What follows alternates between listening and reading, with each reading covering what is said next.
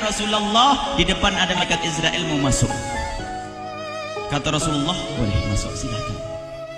Kemudian malaikat Israel mengucapkan salam, dan setelah mengucapkan salam, malaikat Israel menawarkan, ya Rasulullah, aku disuruh oleh Allah untuk mencabut nyawamu atau membiarkan engkau. Dalam riwayat, aku disuruh oleh Allah untuk memberikan pilihan kepadamu, al-baqa' fid dunya, tetap di dunia, atau ar-rafiqul a'la, atau dengan Allah. Nabi Muhammad menjawab, ar-rafiqul a'la, dengan Allah. Kemudian setelah itu Nabi Muhammad berdoa agar umatnya selamat. Setelah ada jaminan umatnya selamat, malaikat Israel, sudahlah, cabut nyawaku kalau memang sudah waktuku. Mulailah Nabi Muhammad dicabut nyawa beliau oleh malaikat Israel. Dan di saat Nabi Muhammad mulai dicabut nyawa beliau oleh malaikat Israel, Nabi Muhammad mengatakan, mahadha, apa ini wahai Israel?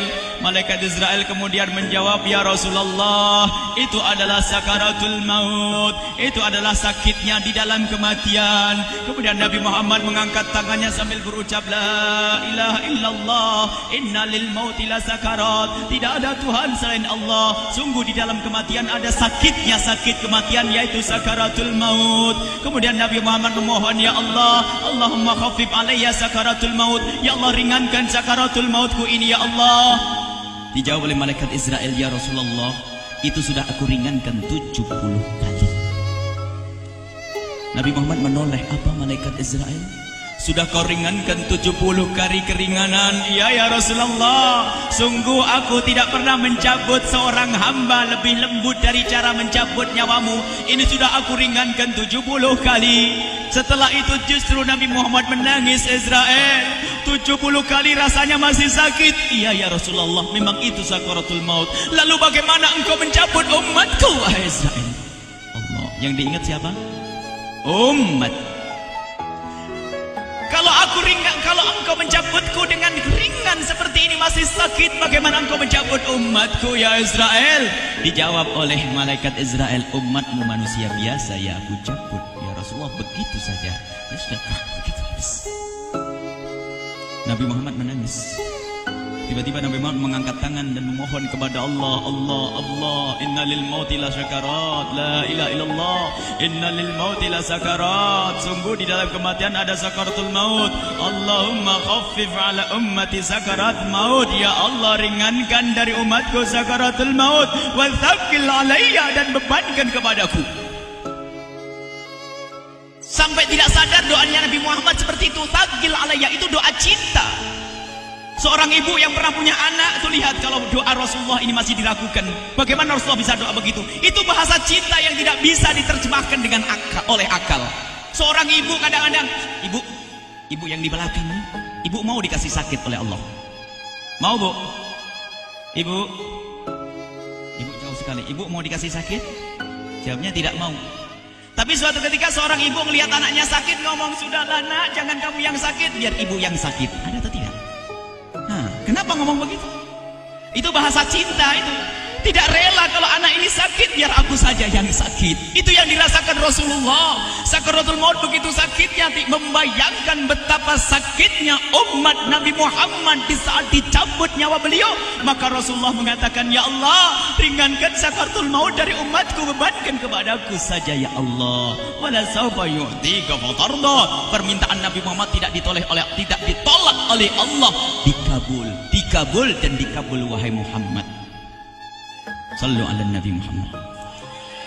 Dan benar, sakaratul maut kita ditahan oleh Rasulullah, ditanggung oleh Rasulullah, sehingga digambarkan oleh Imam Bukhari di saat Nabi Muhammad dicabut nyawa beliau, Siti Aisyah yang ada di situ. Rasulullah berada di pangkuan Siti Aisyah, yang saat itu Siti Aisyah melihat keringat dingin keluar dari kening Rasulullah. Siti Aisyah tidak pernah melihat keringat keluar seperti itu. Bahkan di saat dipegang kepala Rasulullah, panasnya melebihi dari panasnya orang biasa. Setiap kali ada kain dicelupkan di air, ditempelkan di kening Rasulullah langsung mengering. Saat itu Nabi Muhammad mengucapkan kalimat la ilaha illallah innal lil mauti lasakarat. Kemudian Nabi Muhammad berpesan dengan banyak pesan, dan di antara pesan Rasulullah adalah akri minni ala ummati salam, akri minni salam ala ummati wa ala man ittaba'ani wa ala man tabi'ani min ila yaumil qiyamati. Aku titip salam kepada umatku dan orang yang mengikutiku sampai hari kiamat. Sadari salam Rasulullah. Sebelum meninggal masih ingat titip salam. Salam kepada siapa? Bukan salam kepada siapa-siapa, tapi salam kepada kita. Maka mari kita mengucapkan salam kepada Rasulullah, karena Rasulullah sudah salam duluan kepada kita. Mari kita sejenak bersalam kepada Rasulullah dan hadirkan Rasulullah ada di mata kita dan di hati kita. Mari kita bersama-sama mengucapkan salam. Assalamualaikum ya Rasulullah. Assalamualaikum ya Rasulullah. Assalamualaikum ya Habiballah. Assalamualaikum ya Nabi Allah. Rasulullah mengucapkan salam untuk kita. Dan di saat itu Rasulullah keringat dingin keluar, maka oleh Siti Aisyah diusap.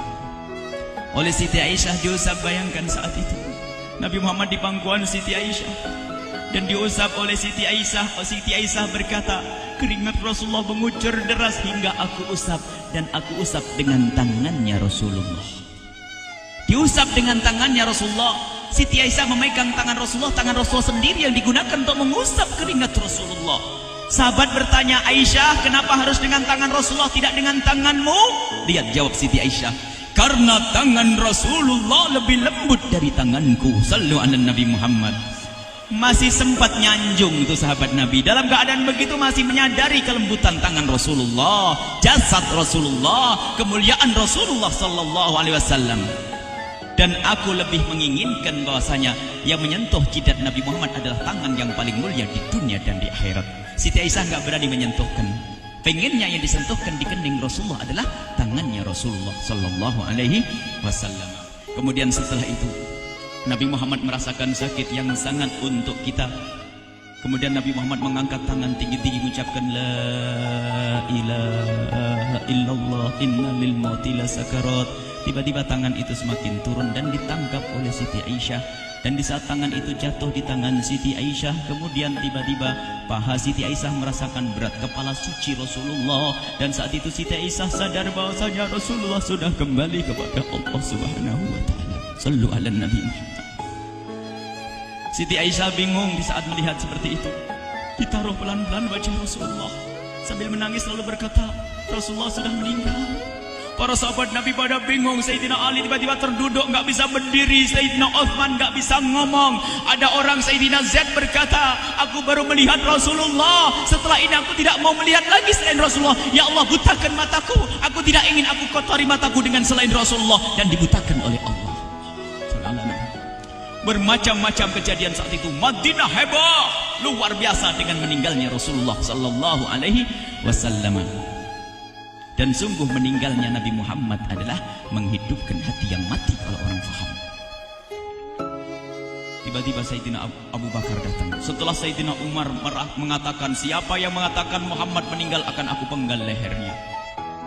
Jangan seperti orang-orang Nabi Muhammad sekarang lagi pergi seperti waktu Musa pergi kepada Tuhannya, kepada Allah, nanti akan kembali kepada kita. Muhammad belum meninggal.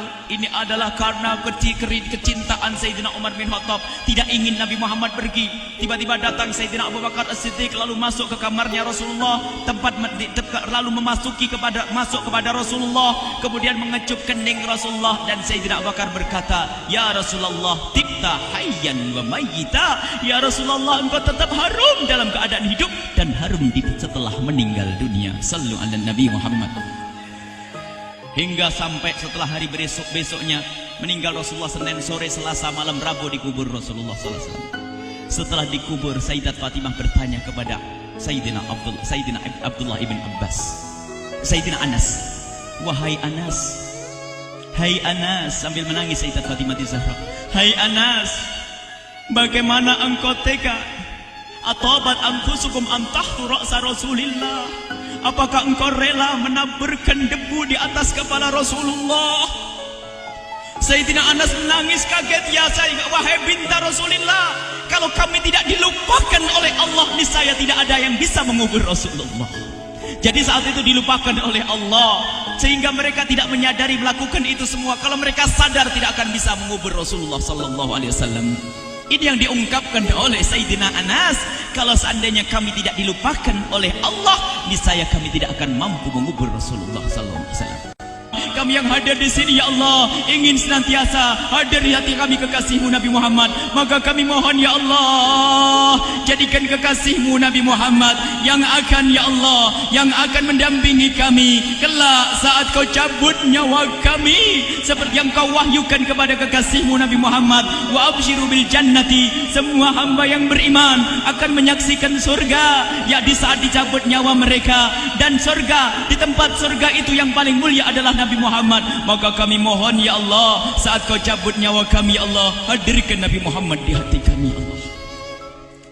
Dan kami mohon, ya Allah, saat di alam barzah nanti, ya Allah, saat yang sangat mengerikan itu, ya Allah, kami mohon hadirkan kekasih-Mu Nabi Muhammad, sehingga kami tidak takut dan gentar lagi dengan malaikat mungkar nakir. Dan ya Allah, kami mohon di saat di padang mahsyar nanti, ya Allah, hadirkan kekasih-Mu Nabi Muhammad. Jadikanlah kekasih-Mu Nabi Muhammad yang akan menemani kami dan akan membonceng kami, membawa kami ke telaga Kausar. Lalu kami diberi air minum dari air telaga Kausar hingga kami tidak akan haus selama-lamanya. Ya Allah, jadikan kekasih-Mu Nabi Muhammad yang akan menemani kami di saat kami menyeberang Siratal Mustaqim hingga kami tidak akan terjerumus ke neraka Jahanam. Dan jadikan kekasih-Mu Nabi Muhammad yang akan kami saksikan setiap saat di surga-Mu, ya Allah. Ya Allah, jadikan kekasih-Mu Nabi Muhammad yang senantiasa, ya Allah, kami lihat kelak di surga. Dan jadikan ucapan kami di akhir hayat kami kelak adalah, ya Allah, adalah kalimat agung dan mulia, La ilaha illallah Muhammadur Rasulullah. La ilaha illallah Muhammadur Rasulullah. La ilaha